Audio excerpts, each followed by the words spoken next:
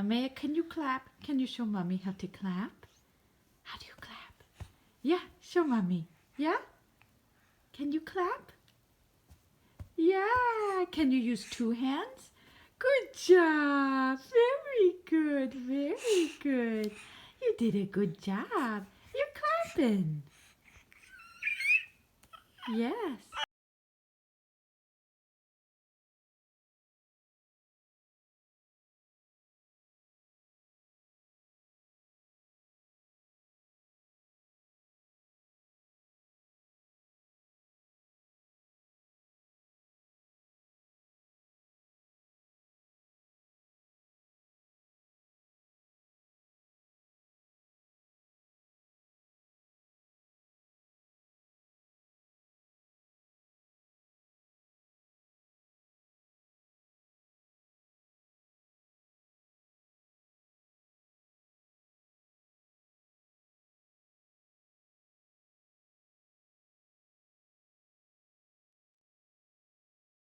Good morning, good afternoon, good evening, wherever you are listening to this podcast globally. Namaste from Bharat. I'm Dr. Meena Chintapalli, retired as a developmental behavioral, also a general pediatrician, ran many clinics, San Antonio Drusi Pediatrics clinics, and was involved with the neurocognitive development and the impact of stress on the brain in the global development deficiencies that have been reported since 1979, when I had my first encounter of psychosocial dwarfism or emotional deprivation. Dwarfism, very well described by Dr. Moni.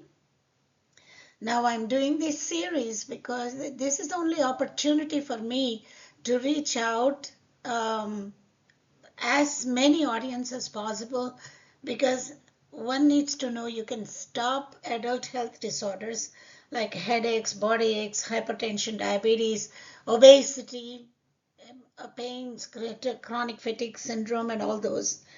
That seems to have roots at 0 to 3 years. And as clinicians, we get a lot of challenging behaviors, autism spectrum disorders, ADHD. It's so difficult to completely fix them, although it is a strain on the family, economic loss, and its energy consumption that could be constructively used for creating a whole child. The investment we are doing for payment to help a substance use disorder, opioid crisis, fentanyl crisis, alcoholism, or ADHD or ODT, it costs a lot of money, but the results are incomplete. Heckman's return on investment curve, if it is followed, if anybody invests their energy and money on protecting the ovum and the sperm from all 8th graders to high schoolers, knowing about how the brain connects and what is the lifestyle management and how and why they should not really consume substances that can affect the sperm and the ovum, can cause at-risk factor manifestation later on when they plan to have children. Also learn about pregnancy care and the role of spirituality in protecting the zygote to morula, to embryo, to fetus, while the woman is carrying the fetus, and her emotional health, very much tied into ever-increasing mental disorders, neurodiversity, particularly autism spectrum disorder that has increased. It is not intellectual disability per se, but once autism spectrum disorder is diagnosed, the therapies take a long time to get to. And by that time, the widely open windows of opportunity to reroute, that is why the neuroplasticity, reroute the pathways to proper, robust pathways of multisensory integration, they're lost. And so we are shelling down money where changes cannot happen. We need to shell down money where changes can happen, and returns on your investment are very high, preventing physical, mental, emotional, behavioral learning disorders. That includes the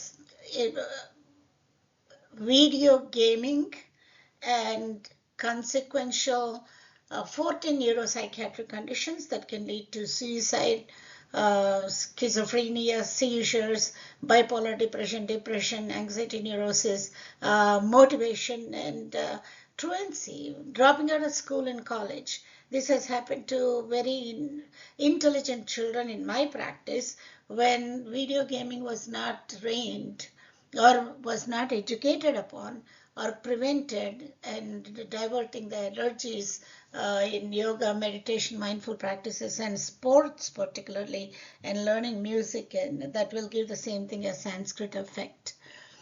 Anyway, the first of the series I have completed was why 0 to 3 is important, where we stand in terms of physical illnesses, congenital heart diseases, chronic kidney disorders, non-alcoholic fatty liver disorder, cancer, and immune dysregulation disorders versus mental health crisis, which is at 1.1 billion. 1 out of 7 individuals have a mental health crisis problem. 2 to 4% of the children have spectrum disorders or neurodiversity. So I have implemented my own theories and went along with the neurocognitive development since 79, where researchers like Craig T. Ramey, Andrew Newberg, Dr. Bruce Duncan Perry, Harry T. Chugani, Dr. Jeffrey Schwartz, Tyker, Herbert Benson, Vegetarian Project studies, and ongoing about the impact of trauma when all the diagnoses were offered after 1985 as a specific autism spectrum disorder, ADHD and ODD. Although they existed before, they were all under minimal brain dysfunction and PDD. And by that time, I was already looking for causes. What happened, at early infancy, because that was my experience with the psychosocial dwarfism. I'm ever grateful to father of developmental pediatrics, Dr. Barry Brazelton, and his touch points and the scales that he has given. I've incorporated the studies about trauma as well as these, even as early as 1979, started getting excellent results, and I kept on adding every literature I could find into my clinical practice. And finally, I started developing from collecting various resources, the Florida Touch Therapy Institute, the eye movement studies, and Patricia Cole's studies on linguistic abilities. They were there for me to read. Huttenlocher's, Kolb's, and Posner, Rakel, Peter Fox, and their scans, and Dr. Harry T. Chugani was very, very helpful, like a papa, who let me use his scans for community education. Whereas those are the ones that got me the awards from AMA, Easter Sales, and so on. That is in a nutshell why I'm so stuck up, or probably you could call me that I'm on spectrum when it comes to 0 to 3, because this is an education that needs to reach every adult who is raising a child or who will be raising a child or a youth, to know what happened in their subconscious mind 0 to 5 years that leads to current weaknesses or strengths. We can offer strengths to every child, and the theory of mind with the implicit capabilities of every newborn that at the subconscious level need to be fostered. Their strengths need to be fostered and extract their powers that they can give back to the community. Having said so, going on with the neuroplasticity, why 0 to 3? What is nurture? To define health and ensure holistic health, interact and respond to the early child intervention 0 to 3, which is early child care as well as education while you're playing with the child. If we want to treat a disease, we must look at adulthood. Intellectuals will do this. If we want to prevent a disease, ensuring lifelong health structurally and functionally in the brain and the rest of the systems, we should look and intercept at 0 to 3. Geniuses will do this, as Albert Einstein said that. Experience during 0 to 3 is learning and hardwiring. Every single experience is a new experience. Every novel experience becomes a permanent part of the brain, which at time of birth is a bunch of cells. And that fluid becomes a solid matter by the time they're 12 months old to 24 months old. So 80% of the adult brain is there. Learning means networks where there was none gets wired through experience. Parents are the architects of the structure and function of the brain, helped by professionals guiding them how to raise children and what strategies to use. In summary, neurobiology means experiences plus positive environment, early relational health that is positive. That means lifelong holistic health, physical, intellectual, psychosocial, emotional, and spiritual wealth. Prevention is the future, and neuroplasticity is nothing other than experience, environment, nutrition, nurture, causing a structure of the brain through the 5 senses. We need to identify red flags in all domains of neurodevelopment, starting from 2 weeks, as well as pregnancy, emotional stress the mother is taking. So I could document why it is so important. As the 3 core competencies of social emotional learning, linguistic abilities, and cognitive development with STEM skills is concerned, these are imparted not as a curriculum, but through playing through all day when there is a routine activity, play activity, bathing activity, sleep activity, feeding activity. And it is the parent, the primary caregiver, who can make a difference, because the social emotional learning underlies all the other, and they are so intertwined together. If one domain is affected, one subdomain is adversely affected, it affects all. So what is this neuroplasticity? It is shifting from fixed brain structure that we thought it is to dynamic brain growth. A paradigm shift. Brain is not a fixed model. Old fixed model was managing the symptoms. So if we are seeing the symptoms right now as physicians, as the parents, we are looking at a structure that was set in there before the infant even learned to walk or talk, before 2 years. If you look at it, the soft spot gets closed by 21 months. A lot of people do not pay attention that the windows of opportunities rapidly close after 12 months. So we are looking at the symptoms which represent neuroarchitectures and the function of the brain as a result of the experiences that they have undergone. The new model is adaptive brain structure driven by experience. Neuroplasticity is structural and functional adaptation. Medicine is moving from treating static conditions towards guiding dynamic neural systems. Neuroplasticity is synaptic proliferation, network reorganization based upon a forced experience, entertained experience in a state of relaxation. Adaptive structural change happens because of the environment, rich experiences, and positive relationships. Myelination occurs if there is experience with interpersonal interaction, and there is sensory motor movement, and then there is hands-on experience for the infant. Therefore, experience is learning. A state becomes a trait, which is a permanent part of the brain structure. Every experience is a trait from neuroplasticity. Whether it is a colic, the way it is handled, temper tantrums, the way they are handled. It's okay to have emotions, but how you handle the emotions. Autism spectrum disorder and heterogeneous factors that can cause autism spectrum, whether it is the three social adaptive features or the repetitive features.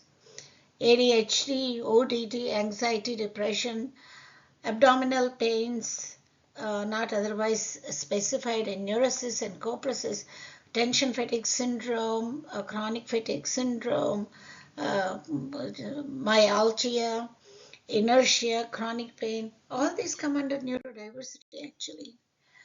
Neuroplasticity is reorganization of brain structure and function from relationships and experience. Everything is a new experience. Everything becomes a permanent part of the brain. And there are windows of opportunity that are widely open, 0 to 3 from experience expectant, where a certain expectant thing has to happen before the child reaches a certain age. In that, we talked in the previous session about 0 to 12 months. We need to set right the lazy eye. Otherwise, the vision will be lost. There will be a legal blindness. If the infant is not hearing since birth, and if the infant is not hearing well after a bout of ear infection and the fluid is accumulating with the recurrent ear infections, that is also a causative factor for relatively hearing loss and auditory processing systems disturbance, because they lose 9 million connections every second, or 600,000 times 10,000 per minute of neuronal apoptosis. So experience dependent is all through the life, but what happens as a rich connectivity, robust connectivity, and a change of behavior, a state to a trait within 7 days, 0 to 3, or up to a certain 90%, 100% up to 5 years, it takes about 6 months to 2 years. It never gets done, and it is incomplete, and there are thin fibers. So there in the neuroplasticity, there is structural neuroplasticity, functional neuroplasticity. There is a long-term potentiation plasticity, long-term depression plasticity. It depends upon the adaptation. Here is a review of the same. If there is a sensory signal, if there is a perception of a recognition of a stimulus, acceptance and inference, a safety and security, the pathways form, axons grow, and it put in from a short working term memory into a long-term memory. Then what are the barriers? If there is no experience, because there is a voluntary shutdown by the infant, if there is no sensory nurture, there is no connectivity.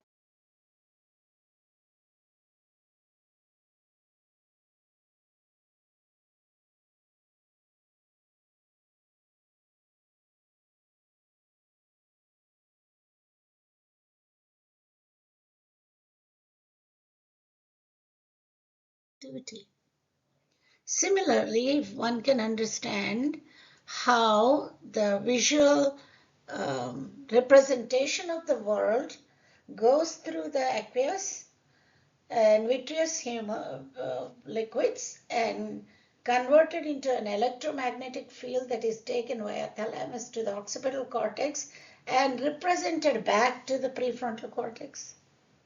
So if the child shuts down the eyes because something is not pleasant to them, they don't care for the caregiver, or they're turned off because something is violent, or something is not very pleasant to the eyes.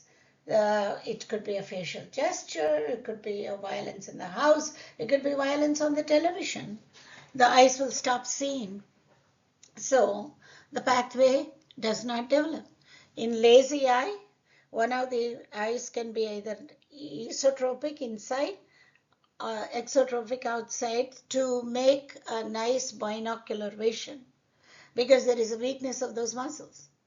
If one does not catch it by 6 months, really start patching the normal eye by 6 to 9 months, there is a permanent loss in the ESO or exotropic eye. No matter how many surgeries are done later, there will be high myopia, and sometimes it will be so severe if it is neglected that there will be retinal detachment and laser surgery is needed. What do we know since 1990s? Again, these are the individual units. A few of those individual units that connect through sight, sound, taste, touch, and smell may have 10,000 dendrites at this area, and they connect with each other when there is sensory stimulus coming in. And if multiple senses fire together, they make a strong binding single event. Example is honking, is something caught by ear, and then eyes follow, and final dominant is the vision. If there is timing and the auditory spacing, it becomes like a metronome. And so the hearing becomes important. If there is vision and hearing, if the vision is moved, excuse me, it is the sound that determines and finds the target. And if if a doctor like me says, Mom, you should play soothing music while you're rubbing the back, and then if the music comes from across the wall, from a table or from a TV, infants cannot hear that. They need 25 centimeters distance, only the audio from your phone, very soothing music, while you're also talking in a very musical way, which is the parent is, the infants will learn, they will listen. And if you put it in the prone position at a certain point, it goes to the left brain. If the same thing is playing from the same temporal side, that goes into the right brain, from the left to the right, right to the left. So we need to cross the brain, the pathways to cross the brain, sensory motor, as well as vision, hearing, everything. So that is what is defective in autism spectrum disorders as well as in ADHD. The right and left brain did not connect. And they will not connect unless this brain, that is the pure limbic system, that is rich connections, and infants are very sensitive to the world around them, the faces and the objects and the purpose and the intention. And if anything scares them, their epistemic trust is lost. They won't connect. They will look away. But if they connect and feel here. So whenever I cry, when I'm in distress, when I'm eating, when I'm bathing, somebody is talking to me. My needs are covered. So you can never spoil a baby between this month to 6 months because it's not intentional. It's driven by sensory play, reflexive, and by the way the parent communicates. They learn the objects. And not only that, if the parent is communicating with them, the area that wants to speak starts firing and they start imitating the lip movement of the parent or the caregiver or the nanny. But it doesn't happen through screen time. So the screen is detrimental because whenever there is a Bayesian inference in law, there has to be cue, cause, and effect through an experience. If there are tons and tons of these synapses that form because they're seeing something, but it doesn't have a cause and effect because there is no experience, they're hanging loose. There are many of them in autism spectrum disorders. There are many of them until 2 years. They start dying down between 2 to 4 years of age. And their amygdala is large. Are they anxious because they don't know what is going on? Infants need a structure, they need a consistency, they need a routine so that they're not anxious. And so everything is important. The mental preparation of the adult to take care of an infant is a responsibility. So once this is very secure, then the baby learns to develop trust and bonding and love object, and that's when the sleep problems start. because they start crying when the object permanence is not taught to them through sleep training, and the only person who could do that is the parent, that I disappear but I exist. So you can play with these articles and go back and return. So by 12 months, 149% of the gray matter, that is all these neurons, they have connected, and a smooth connection. And if they are well nurtured, there is nice connection between the right brain to the left brain to the right brain. Brainstem is not as active as the prefrontal cortex. Same thing that is seen here, thanks to Dr. Harry Chugani. But what if the senses withdraw? There is scarring, and in this scarring, there is no connectivity between the right and left and back to front. And there is a deficiency of dopamine, serotonin, choline, acetylcholine, gamma-aminobenzoic acid. Who knows how many chemicals are there? Learning chemicals, happy chemicals, everything is missing. So we need not to be overstimulating the autonomic nervous system with the hypothalamic pituitary axis and the hyperarousal, which is the sympathetic nervous system, that can lead to Sactobo syndrome or a sick heart syndrome. And that is a reversible cardiomyopathy, fixed dilated pupils, gram per gram. The brain is scarred because of the chronic stress, gastric ulcers, irritable bowel syndrome, and also gluconeogenesis, diabetes mellitus, hypertension, enuresis and copresis, that is fecal soiling and bedwetting problems and so on, and immune dysregulation. In adults, that leads to sexual dysfunction practices. But whereas a calming brain, as mindful practices, exercises, spirituality, a little philosophy in life, nasal breathing techniques, guided imagery, they all set the vagal nerve stimulation. It produces oxytocin that has a negative suppression on, on the epinephrine and cortisol that prevents scarring of the brain. So we are ever grateful to the Papa who shared those PET scans. Just one or the other very early studies in 1990s, Rachel Posner and Peter Fox did this study. They were just visual words were shown to an adult, and that's only occipital cortex that was connecting. The rest of the cortex is not. And this is the executive brain. But when they gave lexicon and something, formalization of words, syntaxes, not only that the occipital brain, more than the occipital brain, the auditory system is so important. The Broca's areas got stimulated, sensory motor cortex got stimulated, and the prefrontal executive brain got stimulated. And the Broca's area got stimulated, that would promote expressive language. Why do kids have language delay if parents are talking to them and reading to them? So think about what we are not doing when we give assignments to caregivers who may not connect this brain totally, which is happening 149% by 12 months. So are we creating roots for autism spectrum disorders before they're 3 months, 4 months, 12 months? Here is a baseline for brassy sound. Both sides of the brain are hearing. But when musical and speech sounds, left side of the brain is hearing. But here the phonetic speech frequency, the pitch has increased. The brain shuts down. Imagine what happens in a family when people are fighting or there is a loud death metal noise because daddy likes that music, mommy may not like it, or there is a teen brother who is playing really drums and everything.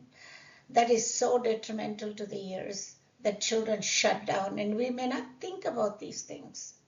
The hip hop music that is coming even globally anywhere, people are taking to that because there is a rhythm and rhyme and yes, kids dance with us, infants dance with us, we are their dance partners, but who is going to teach them the proper dancing so that steps are not awkward? I think it's the adult. And so loud music is a no-no. That's why we say talk to infants about in a parent is, hi baby, how are you baby? I love the way your smile comes. Hi baby, how are you baby? I love the way your smile comes. The baby will never respond, will shut down. If mother is depressed and never touching, and then when the baby goes to sleep, she touches, there is no sensory input, like, that's what scopolamine did. It's a case control. So these are some of the facts about the original research that I read, and I was happy. Then there came Dr. Korchesny, a wonderful researcher from NIH, and he describes about APO1 and APO2 cells, pre-at-risk genes. But if the lifestyle and management and pregnancy care is wonderful, there will be no aberrant proliferation, no dysregulation. There will be spontaneous neuronal activity, brain neurotropic factors are properly developed, and there will be normal connections that are formed. So perturbed synapse proliferation does not happen. But if the lifestyle management during pregnancy is conducive to acetylation process, then there will be an expression of the gene in the fetus. The same thing depicted whether there are 700 genes, but there is no single gene that is causing autism spectrum disorder. It is a part of other disorders. And in my own personal study, I had two mothers who had the same chromosomal microarray, but both the mothers had two children. Each mother had a child, a male, who is florid autistic, nonverbal, and not educable, severe. What decided that? And we all sat down and had conversations, and they said, Dr. Chindabali, we never grew up with the television. We were always outside playing with animals, playing with the green spaces. Are we doing that right now, or are we just sticking them in front of a computer or a tablet or a phone? That can lead to multiplication of mega networks, and there is the apoptosis because of disuse starts after 2 years, and that has been documented. And the proper methylation process induces normal proliferation, differentiation of the individual stem cells. Self-fate determination will go in the right direction, neural migration, neurite outgrowth, synaptogenesis, synapse function, proliferation, axonal proliferation, everything will be in place when the lifestyle management is good. And we are in the post-genomic era. Ever since 2002, early 2000s, there have been tremendous research on epigenetic factors. Most of them are from the hypothalamic pituitary adrenal hyperactive or hyperarousal systems or stress systems. And that's when the histone acetylation process will cause RNA transcription to disturb the DNA sequencing, and the at-risk gene will manifest. But if naturally people follow it right, eating habits and spiritual practices, calming down, early good relationships, happy family, happy connectivity within the house, the good nutrition, the xanthines, mesoxanthines, luteins, leptins, 3 omegas, all those things that have been described.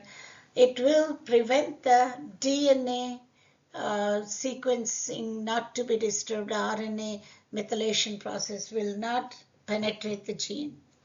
So gene expression can be prevented. We need to know more about what is a good lifestyle management. We have enormous, tremendous information now on the fetal brain. And this fetal brain study, the process that will ultimately give rise to the connectome, begins about 25 days after conception. That means the ovum and sperm should be protected in a proper way. So what should be the habits of an 8th grader to 12th grader? Or will it be nice if we raise all the children in a uniformed way with the ideal um, environmental and nutritional factors? This process will ultimately give rise to the connectome that begins around 25 days after conception, when the neural tube begins to form. By the end of the embryonic period, gestational week of 10 weeks, the basics of the neural system are well established. Whether it is vitamin deficiency, whether emotional trauma to the wife, or intimate partner violence, domestic violence, alcoholism, either in the mother or father substance use disorder, anything can disturb this neural tube. All the structures continue to develop throughout the fetal period and early childhood. By 6 years of age, the brain has reached 100% of its adult volume. By 2 years, it has already reached 80% of adult volume. And the complete maturity of the prefrontal cortex is done by 16 years of life. So it is worth reading Konkel's study about the environmental adverse factors that shrinks the right hippocampus of any woman who has undergone emotional stress, and that is the roots for neurodiversity. And we can also study the brain from as early as 20 weeks. And if one is noticing, by 25 weeks, the prefrontal cortex is connecting more so after 30 weeks. And this is through mother's emotions, mother's listening extrauterine environment, whether soothing music or harsh music, spiritual stories, or these violent movies that the mother is watching. Everything has an impact on the brain structure. You could never know what a fetus was up to, whether it was performing a task or at rest. So these scans were done that could be studied in utero. There's a wonderful study by Stephanie Ames, and reference is given there.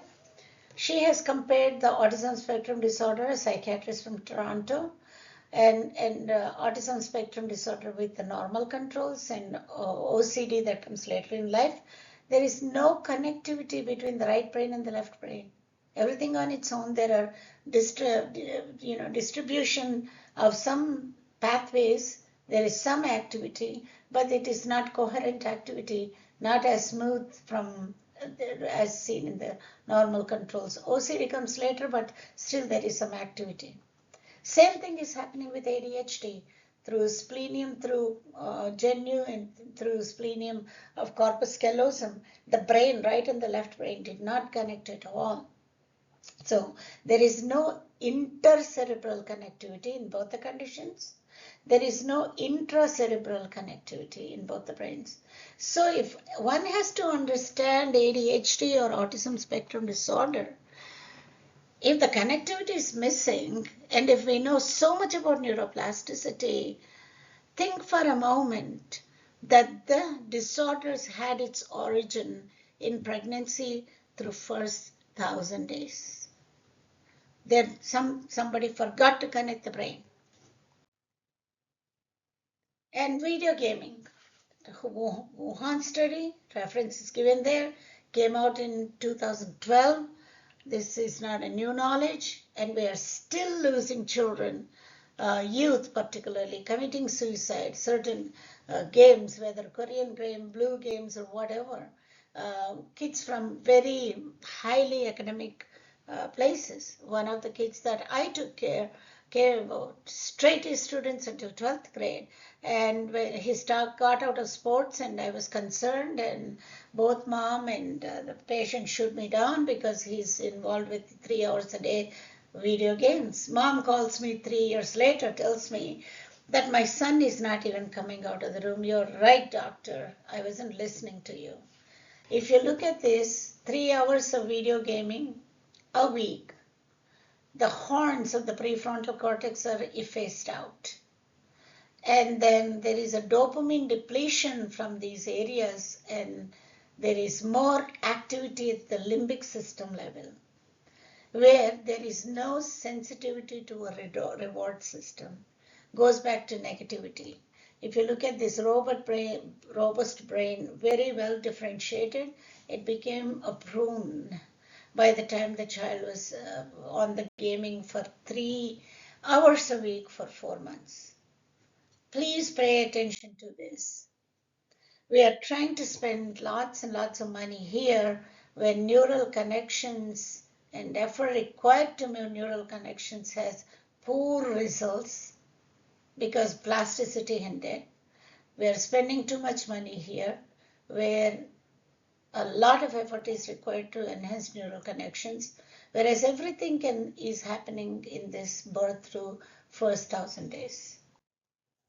Same thing here, neuroregulation, neuronal proliferation, differentiation. Prenatally started synaptic pruning started taking effect of unused pathways and completed by the first few months of life. Repetition of intentionally planned experiences is important. Multisensory stimulation is important. That follows the principles of Bayesian laws. Good sleep, good movement, good nutrition, good connectivity with the parents is important. If father is also involved in taking care of the infant from the get-go, from conception to after birth, in the first 3 years, the IQ points are higher. Similarly, the plasticity and lifestyle challenges, anything that you bring about in adult has incomplete results. It can be complete and very well done in the first 3 years of life. Whenever a child comes to a pediatrician's office,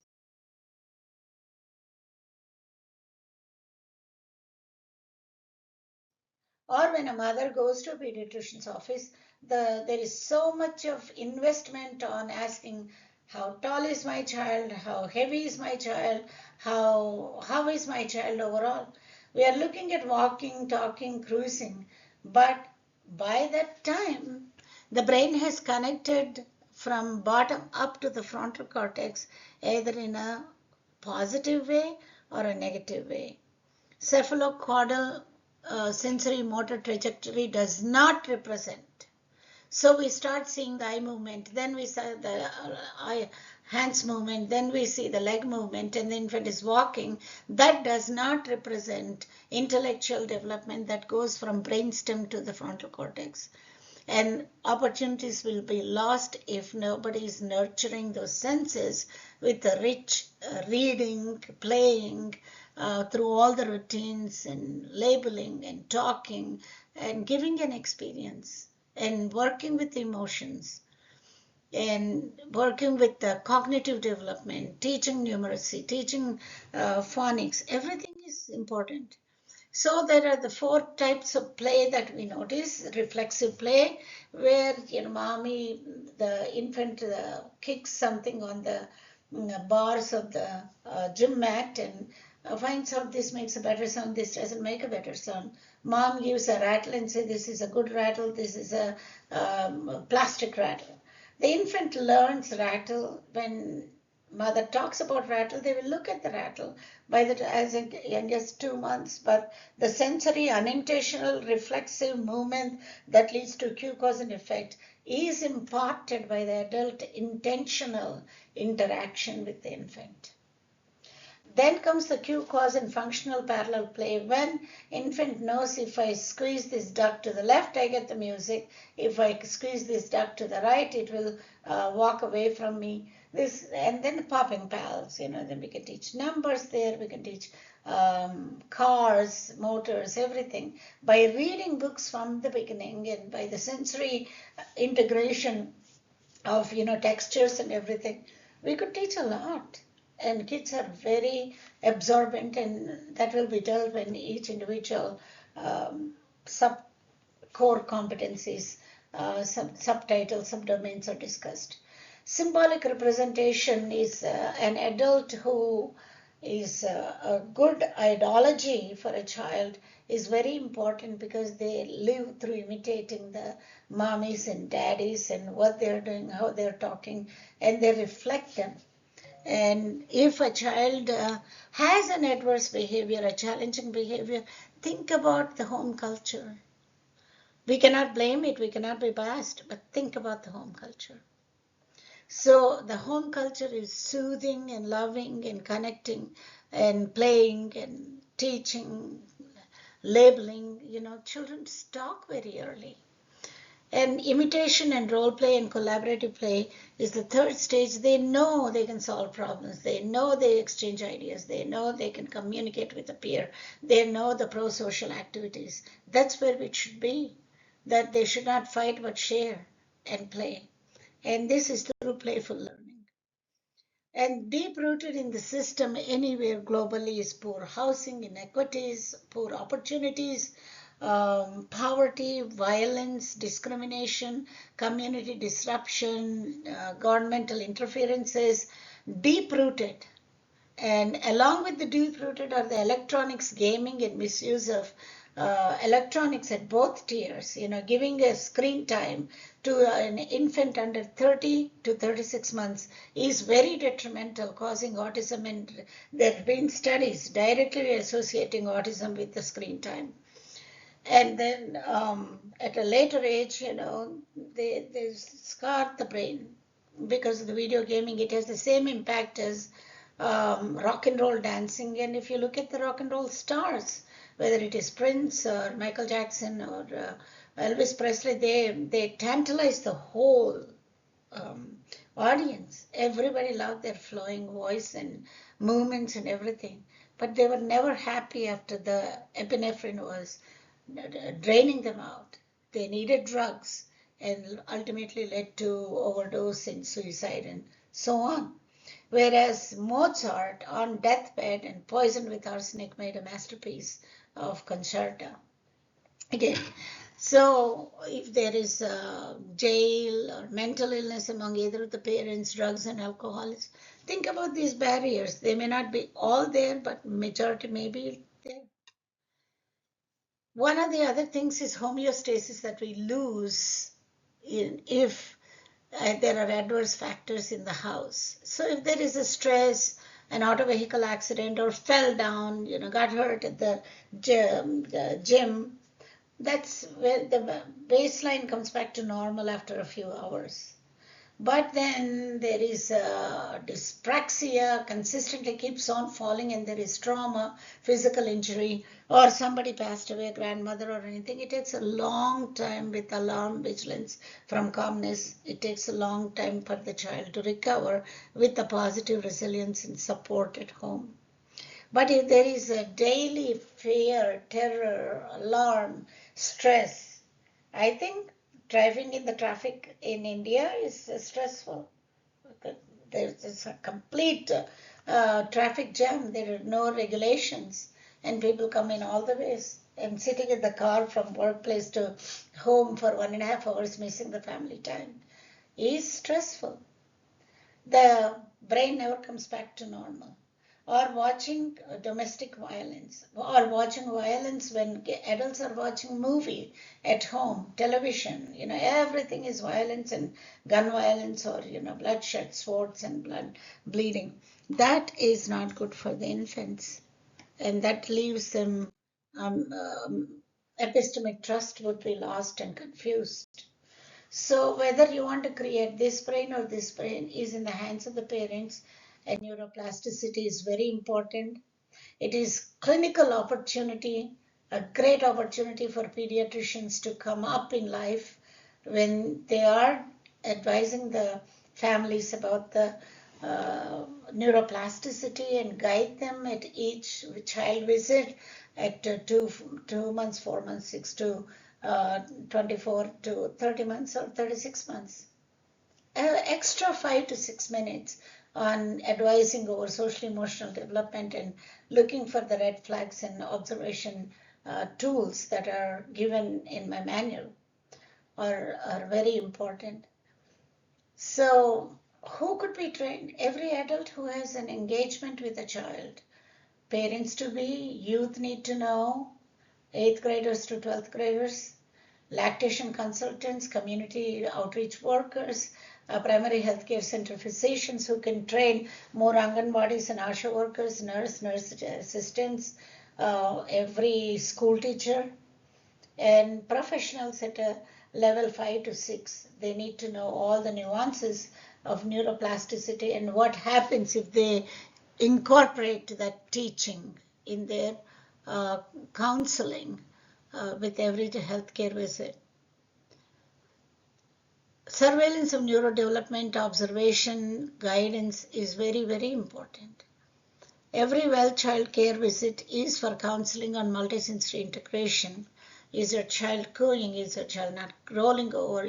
What are all the things you're doing? How many times you're doing?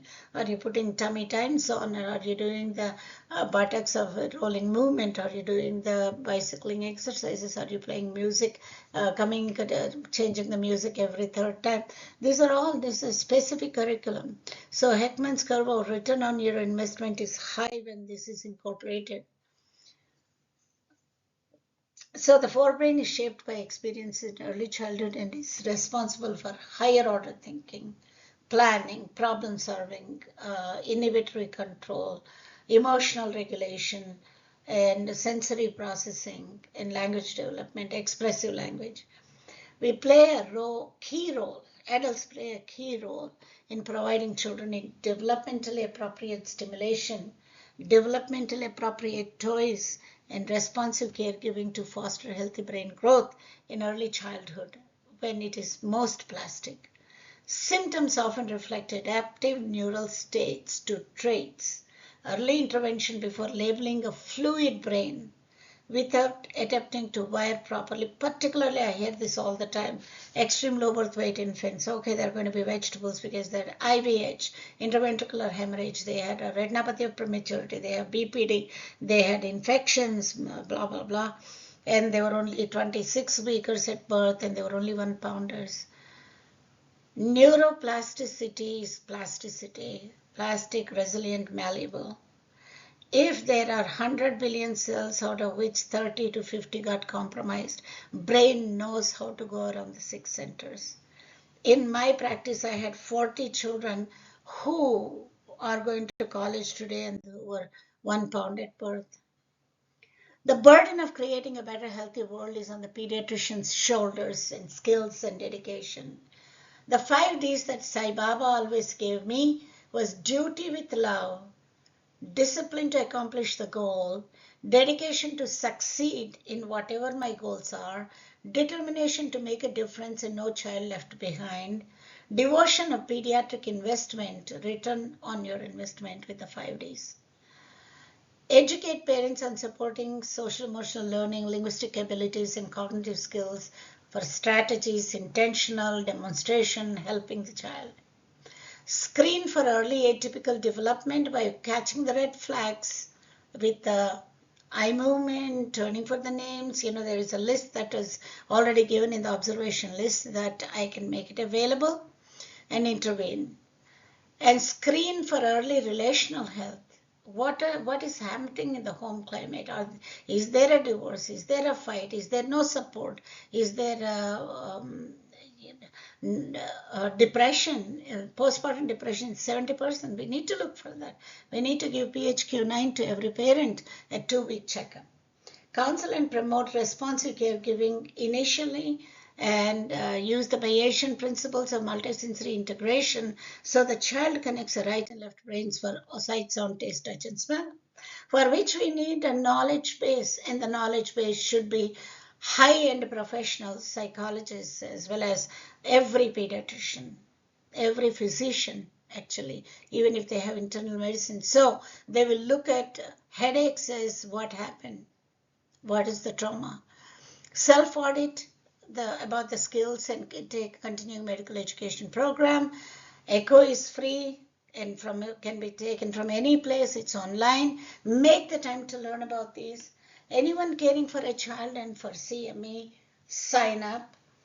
And practical environment, life application of these strategies is important. Playing with the children is important.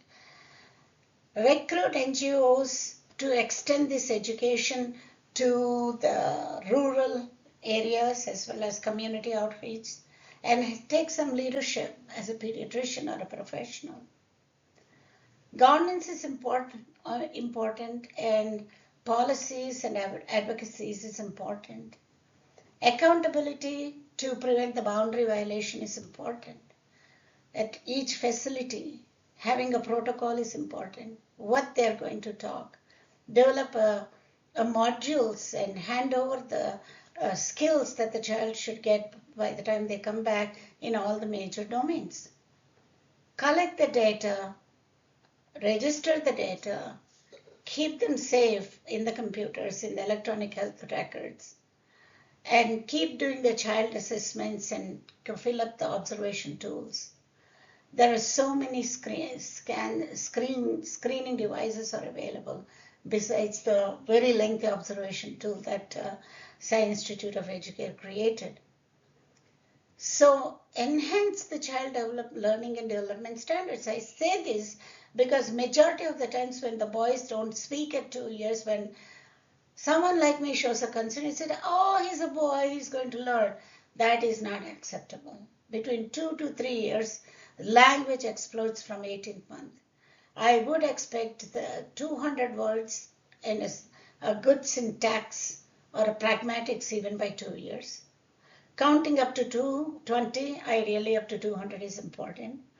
And by 3 years, there should be 1,000 word vocabulary. And it has been proved by MIT that Hartley and Risley's study of 30 million word gap among the poor people has been challenged. And they proved that if poor people can be educated to interact with the children and read books, the word gap doesn't exist. I want to quote, we cannot diagnose our way out of developmental crisis. We must build brains correctly from the beginning. What good does it do to create a child who's playing video games, whereas that child could have reined himself because he was taught self-regulation before they were 2 or 3. I invite all of us to think and consider, are we intervening at a stage when change is lifetime, easier and predictable? Or are we waiting till the neural pathways are deeply ingrained into a trait from a stage where changes are delayed, poor, or unresponsive? Are we just documenting major milestones, heights, weights, and give vaccinations at each visit and do some screening and not really go through them? Are we figuring a way out after brain architecture diverged or dysregulated? Or are we helping in shaping a neural architecture with the parents that is very conducive to a whole child? Preventive brain health disorder. Integrate neuroscience into spiritual human values.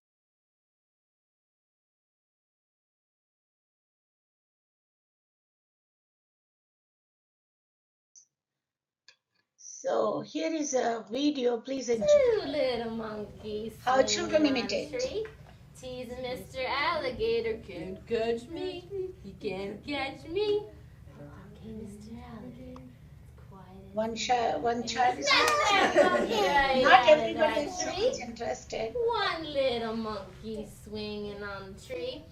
Teasing Mr. Alligator, can't catch me, you can't catch me.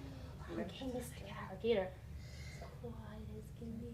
And he snatched that monkey right out of that tree. Yay!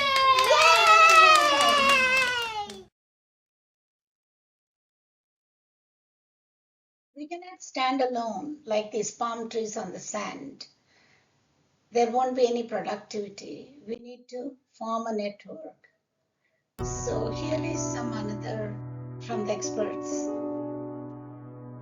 Everyone in a community has a vested interest in everyone else's children because everyone else's children determine the next adult population that makes for a successful society. Built into our biology is the need to have responsive interactions with adults. Neglect for children is when they don't get what the brain is expecting to get, what the child is expecting to get, what we are biologically prepared and waiting for, which is input from those around us. It's this back and forth serve and return interaction that literally shapes the architecture of the brain.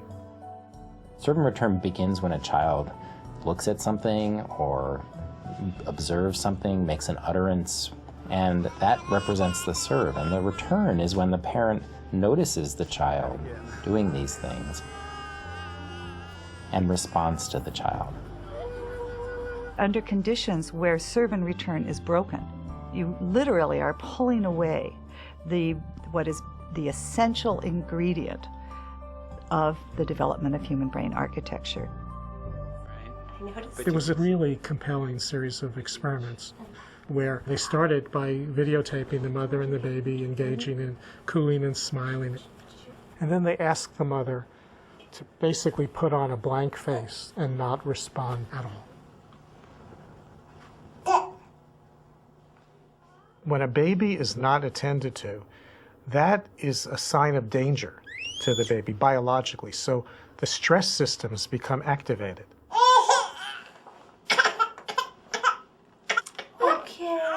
In a brain that is constantly bathed in stress hormones, not that's up and down, that comes with normal development, certain key synapses, the connections between nerves, fail to form, and critical regions of the brain. So neglect both fails to provide the stimulation that's needed to develop the basic architecture, and when it's at a certain level, is one of the most potent activators of the stress biology of a young child. So you get a double whammy. Science points to 4 categories of this spectrum of neglect.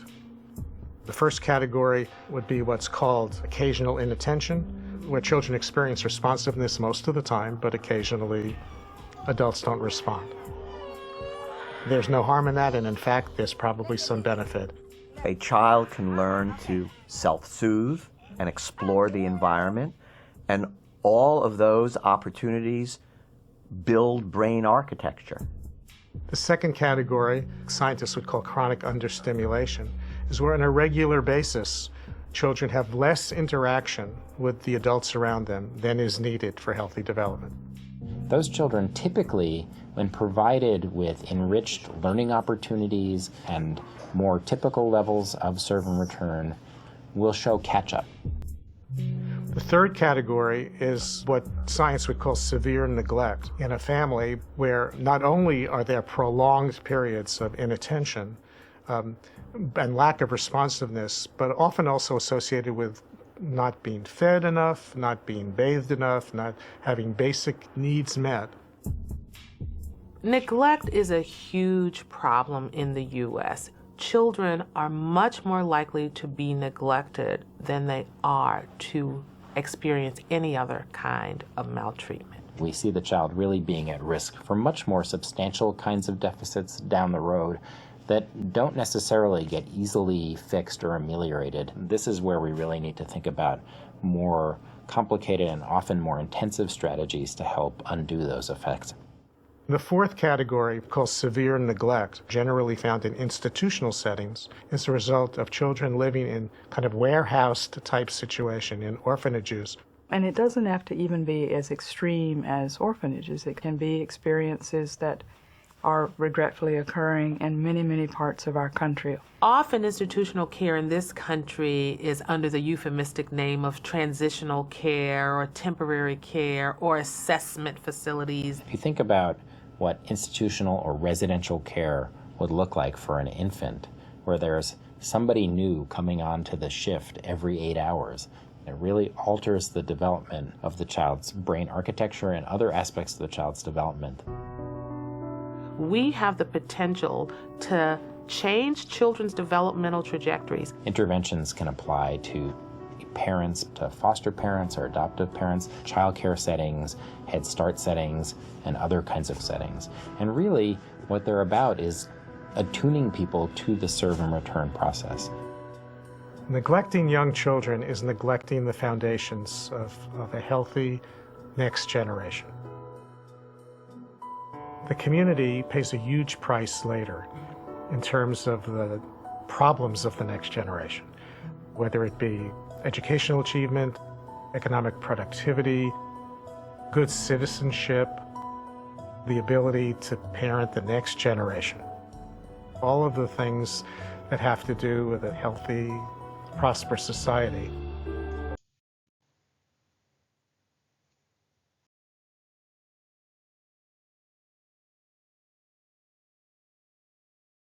In wrapping up, long before current mainstream emphasis is on relational neurobiology, clinical models emphasizing dyadic education and multisensory integration demonstrated how early relationships shape neural pathways.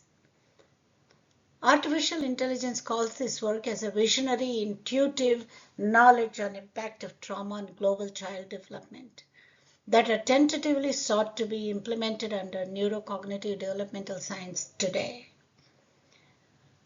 One of the other works is Brain Mind SciEducare, which is a compilation of data from late 1980s, actually from 1990 to 2003, that became a book with empowering the society, empowering the family, and empowering the individual and the caregiver with the strategies that were clearly described, and the scales were developed for optimal human personalities with the human values.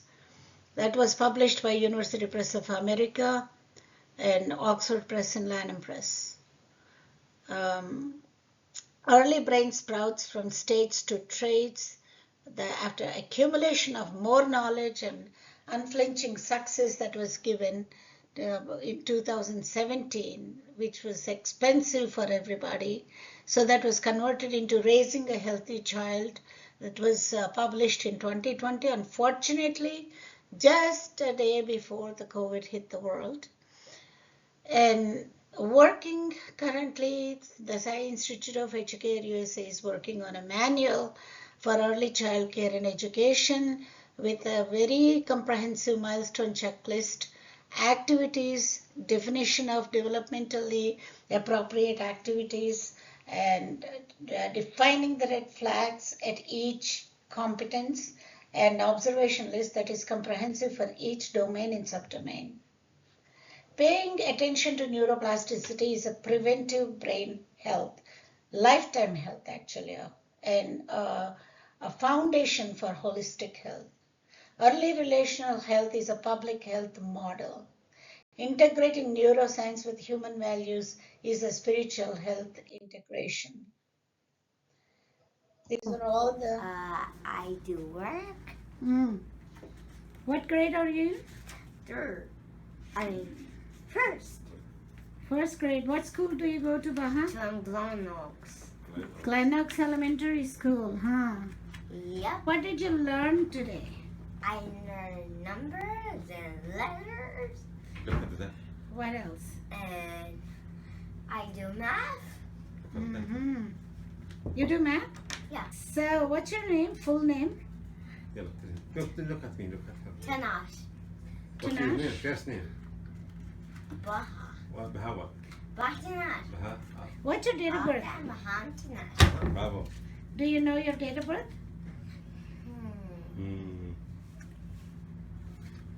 Huh? Katab.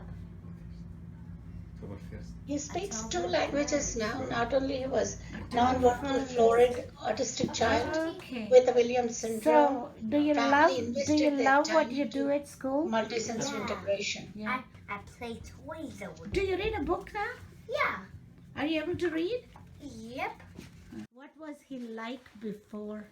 He wasn't like even to handle the pencil.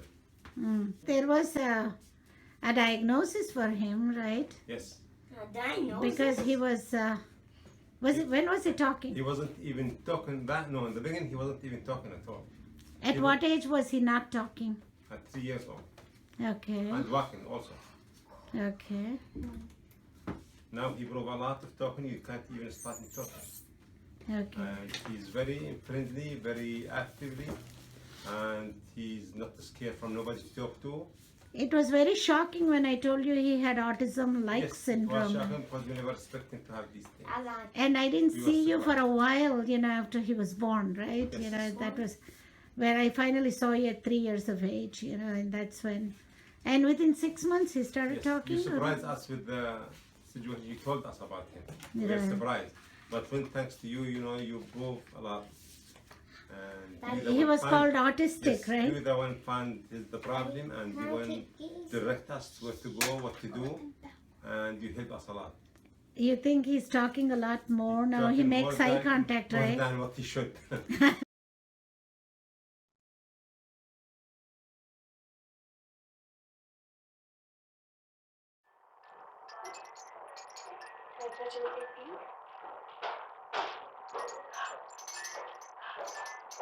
You're coming over here. Can you stand? Yeah.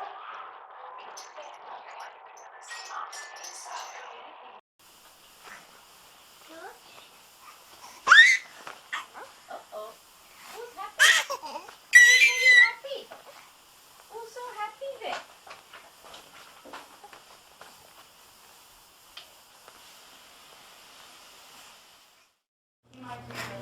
Abba. Abba. Abba.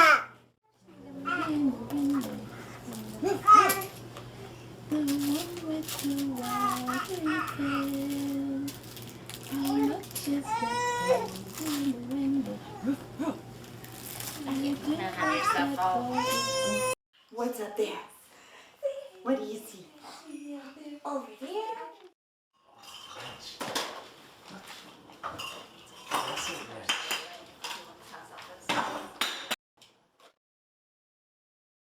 How nicely parents and children are playing. That quality time is important, not quantity.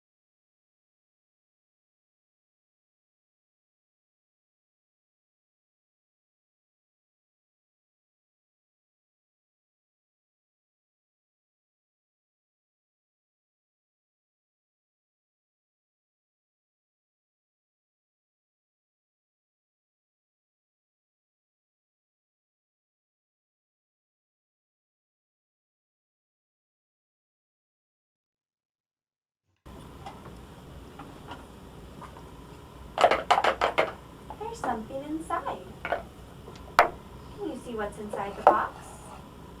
Can take the lid off. Is there something in there? There's a green cone. I'm going to put it back inside of the box and put the lid back on the box and close it up. Can I see that? Thank you. Let's see what else we have.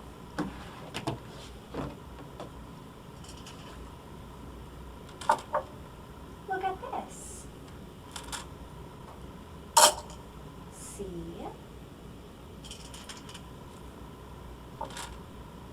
Look at this. There.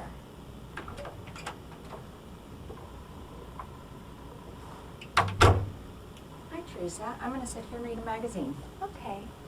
That's Kelly. Kelly's going to sit and read a magazine.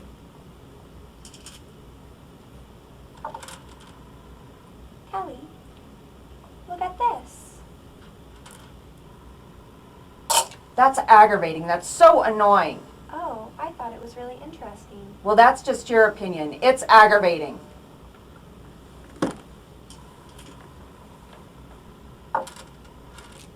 Here.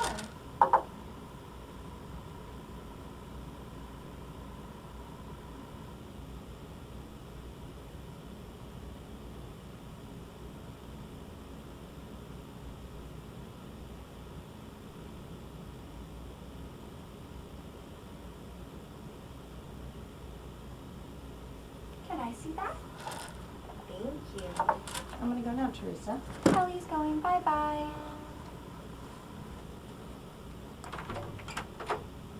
Kelly went. Bye.